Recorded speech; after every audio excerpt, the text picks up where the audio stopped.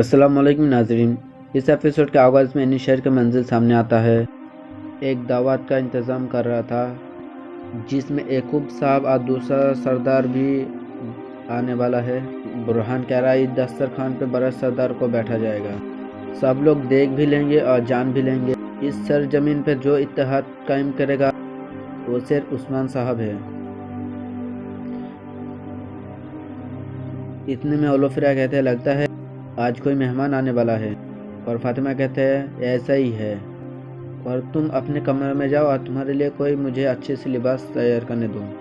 तो ओलोफिरा कहती है इसकी ज़रूरत नहीं है फातिमा खातून, आपका मेहमान कौन है? फातिमा कहती है सरहदों के इलाके का तुर सरदार। इसके बाद ओलोफिरा कहती है आप तो ये नहीं चाहते आपका मेहमान मुझे देखे? मैं तुम्हारा डाकू भाई का लूट का माल हूँ।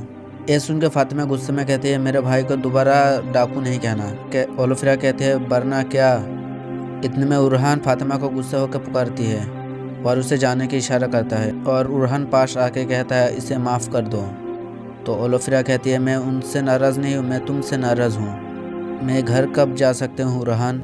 उरहान कहता है मैं तुम्हें खुद छोड़ने जाऊँगा, लेकिन अभी सब्र करो, हम मुश्किल वक्त पे गुजर रहे हैं। और ओलोफिरा इतने में उरहान का नज़र एक फूल पे पड़ता है और मुस्कुराने लगता है। फिर वो आगे बढ़ के उसको तोड़ने लगता है ताकि ओलोफिरा को दे सकते हैं, लेकिन वो जब पीछे मुड़ के देखता है तब ओलोफिरा जा चुकी होगी। फिर वो मुस्कुराते हुए कहता है पागल लड़की। दूसरी जानिब रेमुस अपने घोड़े पे जा रहा था। इतने में कुछ लोग उसका रास्ता रोकते हैं। शायद ये आदमी एकूब सरदार के थे ताकि उससे मार सकते हैं। इतने में वहाँ उस्मान साहब का सिपाही वहाँ पहुँच जाता है। उसको उस्मान साहब के पास लेने जाने के लिए आए हैं। कुछ ही देर में वो सबको मार लेता है। फिर रेमुस को कब्जे में कर लेता है और बाइंदर कहता है हमें बताए तुम कहीं नहीं जा सकते हैं। फिर कॉनर कहता है रेमुस को बांध दो, ये तब तक नहीं मरेगा जब तक हम इससे मालूमात हासिल नहीं कर लेते। लो एनीशहर चले। इसके बाद एनीशहर में सरदार के दावत के लिए तैयारी मुकम्मल हो चुकी है। इतने में वो सरदार एनीशहर में पहुंच जाती है। वो सब घोड़े से उतर के आगे बढ़ते हैं। इसी दौरान कमांडर बेसुलेस वहाँ सब देख रहे थे, जो भेष बदल के वहाँ मौजूद था। सरदार के ऊपर सोने और चांदी का निक्षेप कर रहा था।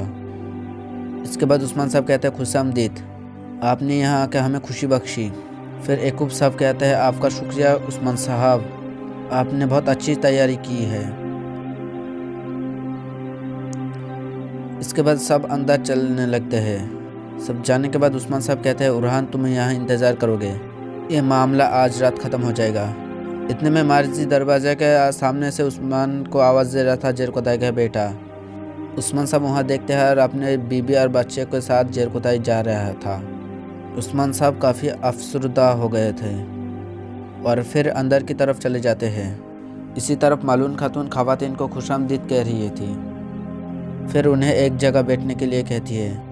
इतने में ओलोफिरा भी वहाँ आ जाती है। देख के फातिमा गुस्से में आ जाती है। कुछ देर के बाद एकूब सरदार के बीबी सादत खातून वहाँ आ जाती है। मालून खातून उसको खुशामदीद करती है। वहाँ सादत खातून बैठ जाती है और कहती है खुदा आपको खुश रखे मालून खातून, आपके घर बहुत खूबसूरत है। मालून खातून उसका शुक्रिया अदा करती है। इसके बाद सब खवातीन वहाँ बैठ जाती है और सादत खातून कहती है अपने मालून खातून को अपने तोहफे में देने के लिए अपने कपड़े के 100 बंडल दो। उन कपड़ों को यहाँ का महल को दीवार पर सजा दो। इस सुन के मालून खातून कहती है आपका शुक्रिया, लेकिन हमें इन कपड़ों की ज़रूरत नहीं है।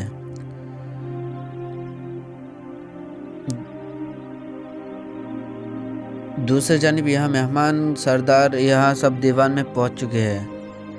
ये देख के एक सरदार कहती है ये कोई नई रिवायत है उस्मान सरदार। फिर दूसरा सरदार कहते हैं ये अच्छा इंतज़ाम था उस्मान सरदार। और उस्मान साहब कहते हैं आपसे एक हर चीज़ का निज़ाम होगा। हमारे बहुत से भाई सरहदों पे आए हैं, उनमें से कुछ के लिए हमारा वतन अपने वतन की तरह नहीं रहा। वो हमें अपने लिए अजनबी समझते हैं। उनके हमलों ने हमारे निज़ाम को ख़राब कर दिए है, इसलिए हम चाहते आप अजनबी की तरह ना रहे। इतने में एक सरदार नीचे देख के कहते हैं आपकी जगह दरमियान कबीला का कोई निशान नहीं है क्या?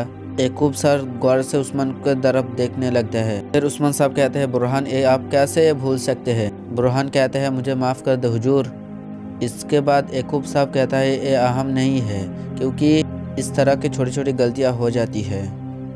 फिर उस्मान साहब उन्हें बैठने के लिए कहती है तो सब सरदार अपने अपनी जगह पे बैठ जाती है। उसके बाद याकूब साहब कहते हैं, परेशान ना हो सरदारों, मैं जिस जगह पे बैठूँ वो सब दरमियान कबीला के आता है।